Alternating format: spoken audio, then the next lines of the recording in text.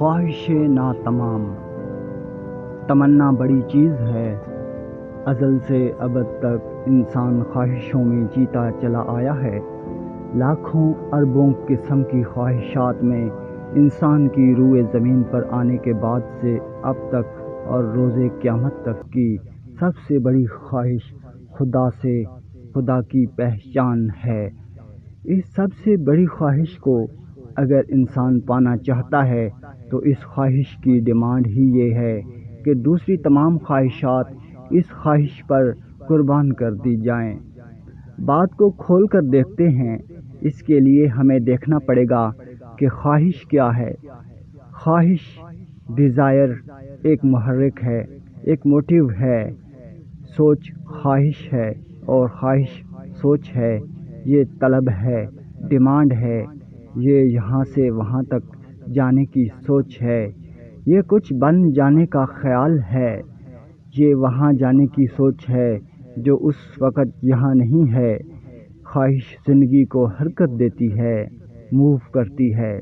اگر خواہش نہ ہو تو ذہن مردہ ہے، ڈیڈ ہے۔ اگر آپ کی کوئی ڈیمانڈ نہیں تو آپ کی کیا سوچ ہے؟ اس میں بہت بڑا راز چھپا ہے۔ ہر انسان کی زندگی میں خواہش ہر سانس کے ساتھ موجود ہے۔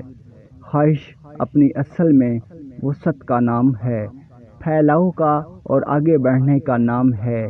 یہ ایکسپینشن ہے۔ ہر انسان آگے بڑھ رہا ہے، ایکسپینڈ کر رہا ہے، پھیل رہا ہے۔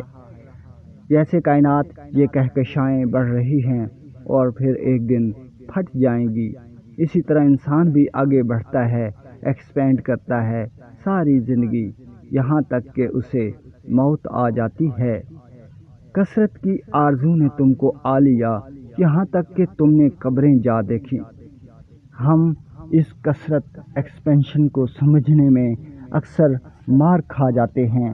ہر انسان کی زندگی میں ایک ناآسودہ، نامکمل سلگتی لو دیتی خواہش ہر وقت موجود رہتی ہے۔ یہ نامکمل خواہش ہر انسان کو بھگا رہی ہے۔ عظیم اکثریت بلکہ ہم سب آج جہاں ہیں وہاں مطمئن نہیں ہیں۔ ہم مزید آگے جانا چاہتے ہیں۔ اس ناتمام خواہش کو ذرا کھول کر دیکھتے ہیں۔ مثال کے طور پر یہ ایسی ہوتی ہے جیسے سکول کے زمانے میں لگتا ہے کہ کالج پہنچ جائیں تو بات بن جائے گی، یہی تمنا ہے۔ پھر اس کو پورے کرنے کے لیے ہم محنت، مشقت اور انتظار سے گزرتے ہیں۔ جس دن کالج پہنچ جاتے ہیں، ایک دن شعور سطحی طور پر خوش دکھائی دیتا ہے، مگر کچھ عرصہ گزرنے کے بعد نفس کو ہمیں احساس ہوتا ہے کہ ٹھیک ہے، خواہش تو پوری ہو گئی، مگر جانے کیا بات ہے، یہ اچھا تو ہے مگر ویسا نہیں ہے جیسے لگتا تھا کہ ہوگا۔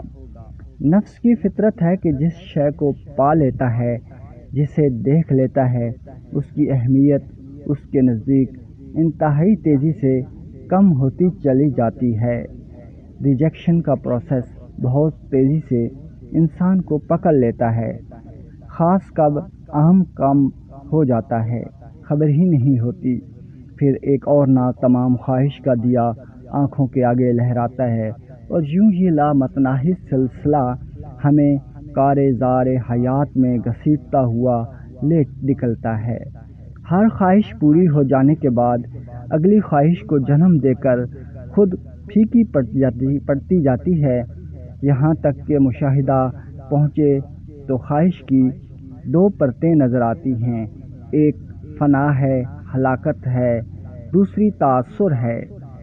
نفس چونکہ جبلی طور پر موت سے روشناس ہے، جانتا ہے کہ وہ مر جائے گا، وہ ہلاک ہو جانے والا ہے، مورٹل ہے، لیکن چونکہ اللہ سے بیزار ہے، خائف ہے، اس لیے ہلاکت کے دباؤ سے نکلنے کے لیے، موت کے خوف سے فرار حاصل کرنے کے لیے ایک عجیب داؤ کھیلتا ہے جو اہل علم کے سوا کسی کو سمجھ نہیں آتا۔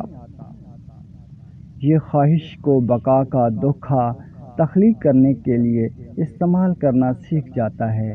میں کالج پہنچ جاؤں تو زندگی کافی حد تک सुलझा सकता हूँ।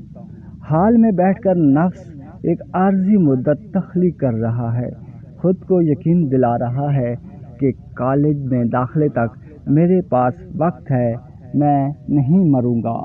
खुद साख्ता मोहलत ले रहा है, धोखा दे रहा है, धोखे में जी रहा है।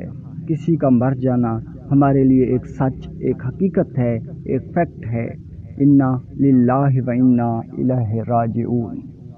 इन्ना लिल्लाहि व इन्ना इलैहि राजिऊन। बहुत ही खुलूस से इंसान किसी की मौत पर पड़ता है। उसे मर जाना था, क्योंकि मैं जानता हूँ कि मौत बरहक है, किसी भी वक्त आ सकती है, इस पर मेरा ईमान है। लेकिन मेरा मर जाना, मेरी मौत मेरी नज़र में एक ख्याल है, मेरे नज़दीक एक ऐसा आइडिया है जो सच तो होगा, लेकिन चूँकि वो आइडिया है इसलिए ज़रूरी नहीं कि अभी सच हो जाए। दूसरे की मौत हकीकत है, अपनी आइडिया है। वाह सुभान अल्लाह, क्या बात है इस नफ्स से अयार की। अपनी और अपने इर्द गिर्द मौजूद ज़िंदगियों का जायज़ा लें। आपको ये तबस्सुम हर एक पर छाया हुआ नज़र आएगा। कारोबार सेट हो जाए तो हज करना है, हज तक हलाक ना होने का यकीन दिलाया जा रहा है खुद को। हज के बाद बच्चों की शादियों तक जीना है, फिर अपने बच्चों के बच्चों की खुशियाँ देखने तक जीना है, और जब सब हो चुका तो फिर मस्जिद का रास्ता पकड़कर अल्लाह का नेक बंदा बनने के लिए जीना है। कोई मरने के लिए तैयार नहीं है। एक फ़ानी, एक हलाक हो जाने वाला हर दम खुद को आर्जी तौर पर ही सही, लेकिन कुछ देर के लिए अब भी करने की कोशिश में मसरूफ़ है। और खालिक कह रहा है कि हरगिज़ ना कहना कि कल ये काम कर दूंगा, मगर इंशाअल्लाह। और किसी चीज़ के मुताल्लिक़ ये हरगिज़ ना कहो कि मैं कल इसे कर ही दूंगा, मगर यह कि अल्लाह चाहे। और अपने रब को याद कर ले जब भूल जाए, और कह दो उम्मीद है कि मेरा रब मुझे इससे भी बेहतर रास्ता दिखाए। और हमने इसे रस्म बना लिया, कभी दयानतदारी से गौर किया कि असल में हर काम से पहले इंशाअल्लाह कहने से आपकी वाकई क्या मुराद है।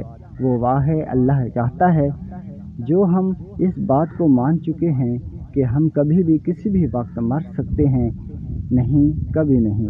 इंसान कभी तैयार नहीं होता, हाँ, मगर वो जिस्म को अल्लाह जान के बुखल से निजात दे, वो ख्वाहिश का तलस्सुम तोड़ सकता है। ख्वाहिश की दूसरी पर तासुर है।